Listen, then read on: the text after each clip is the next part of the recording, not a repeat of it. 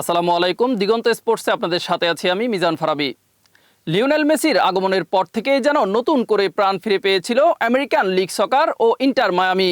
তার স্পর্শে চোখের পলকে বদলে গেল মায়ামির ফুটবল খেলা। সেই দলই এবার পেল সেরার মুকুট।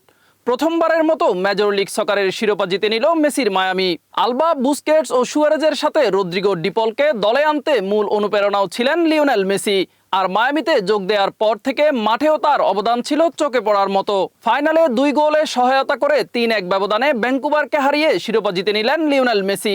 কনফারেন্স সিরিজে দাপট দেখিয়ে ইস্টার্ন কনফারেন্স ট্রফি জেতার পর পুরো এমএলএস-এর শ্রেষ্ঠত্বের মুকুটও এবার উঠে এলো ফ্লোরিডার ক্লাবটির মাথায়। এই জয় দিয়ে রেকর্ড 48টি শিরোপা জিতলেন আর্জেন্টাইন এই মহাতারকা। অবশ্য মেসির এই জয়ের পথটা ছিল যথেষ্ট লম্বা ও চ্যালেঞ্জের। গত মৌসুমের প্রথম রাউন্ডে বিদায় নেয়ার হতাশা ভুলে নতুন মৌসুমে এমএলএস জয়ের লক্ষ্যই ছিল ইন্টার মায়ামির। এমএলএস-এর সর্বোচ্চ শিরোপা জেতার পর মেসি বলেন, বছরটা আমার জন্য দীর্ঘ ছিল, কিন্তু আমরা শেষ পর্যন্ত গন্তব্য পৌঁছেছি।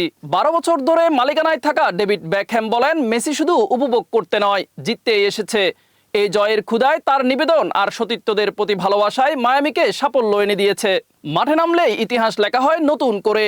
পায়ের জাদুতে সেই ধারাবাহিকতায় ইতিহাসের পাতায় আবারও নাম লেখালেন লিওনেল মেসি। গোলাপি জার্সিতে প্রথমবারের মতো ইন্টার মায়ামিকে জেতালেন এমএলএস কাপ শিরোপা।